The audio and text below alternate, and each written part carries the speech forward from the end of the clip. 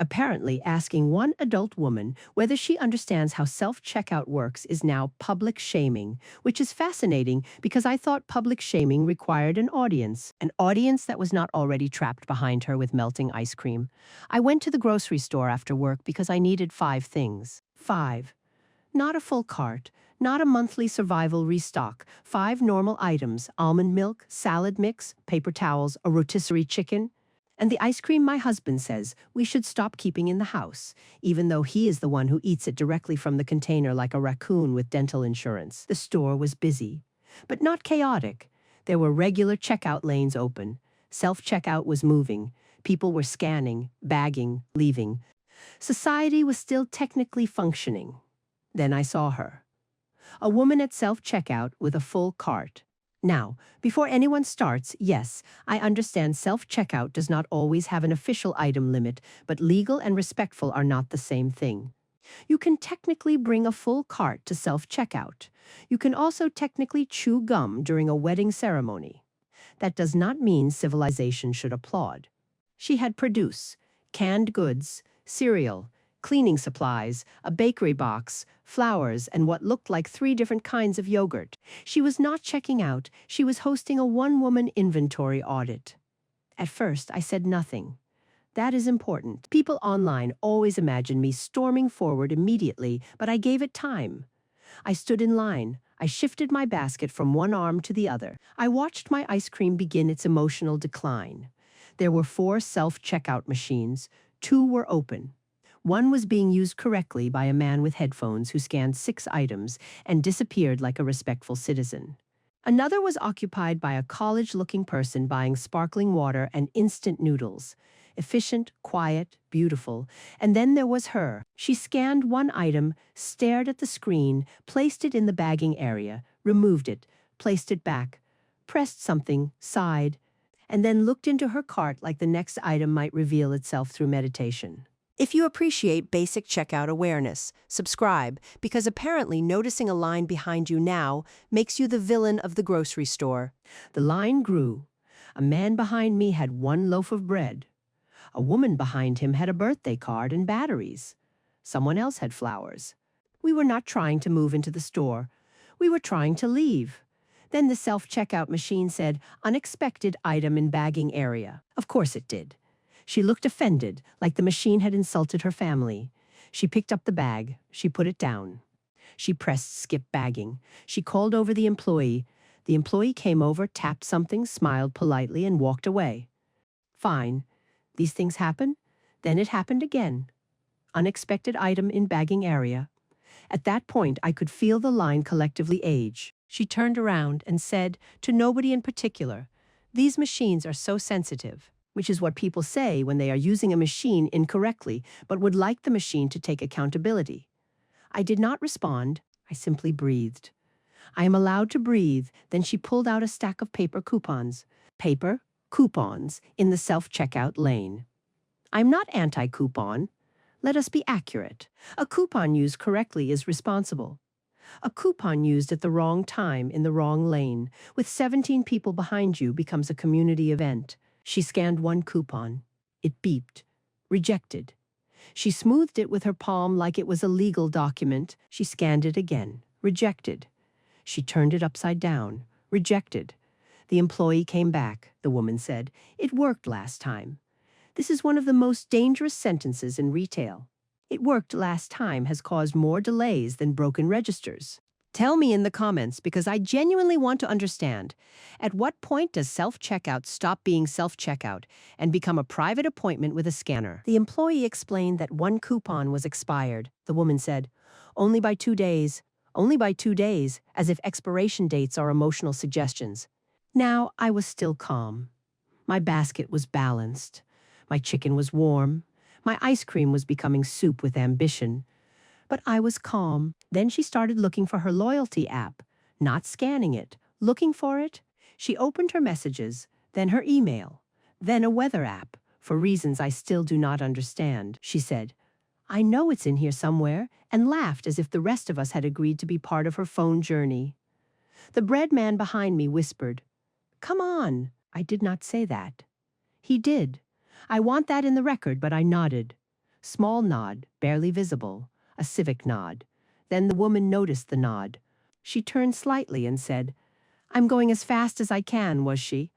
"Let us not say things we cannot support with evidence," I said.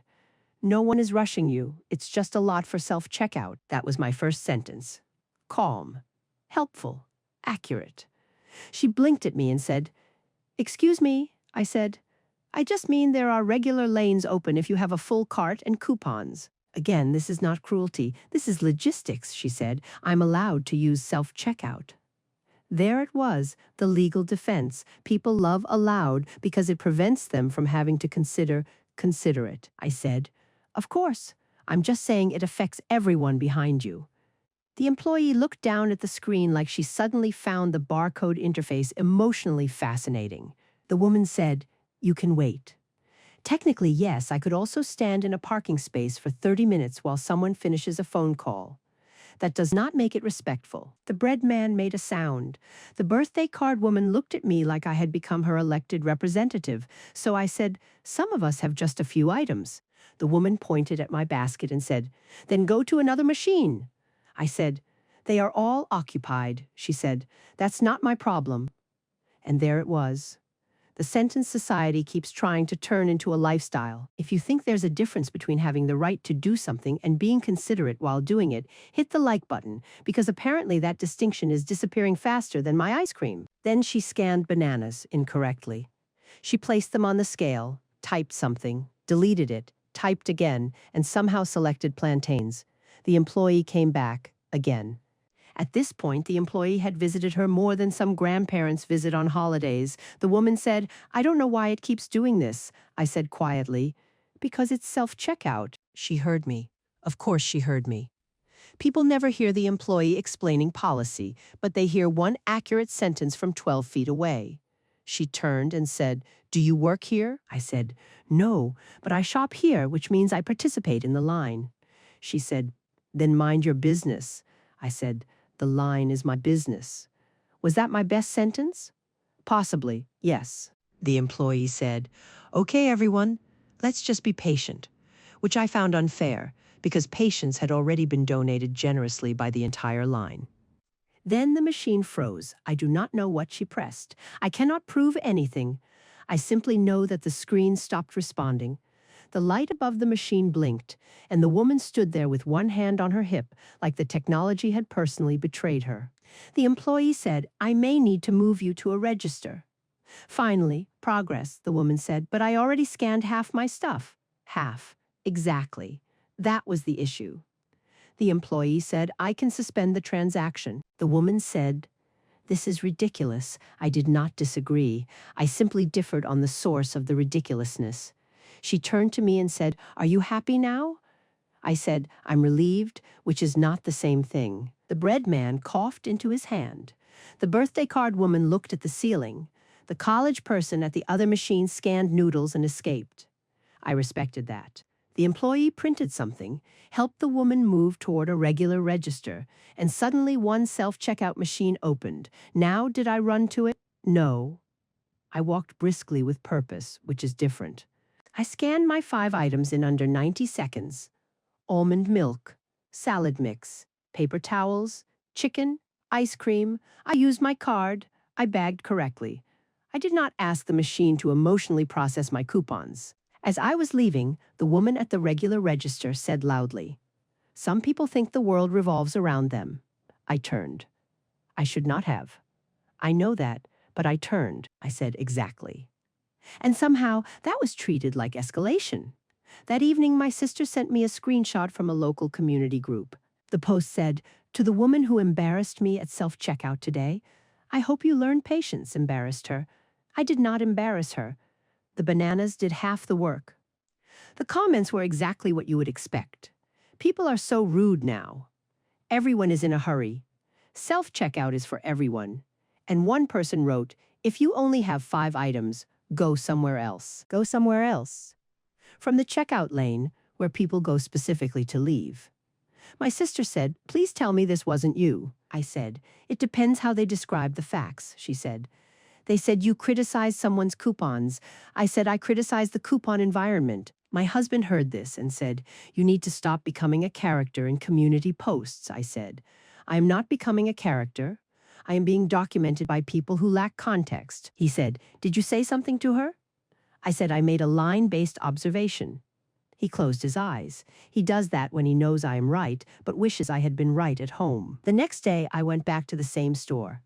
Not to make a point, we were out of eggs because someone keeps making protein breakfasts and calling them quick. Near self-checkout, there was a small sign that said, "For large orders, please consider using a staffed register." Now, did they put that sign there because of me? I cannot prove it. I am not claiming direct influence. I am simply saying the sign appeared after the incident.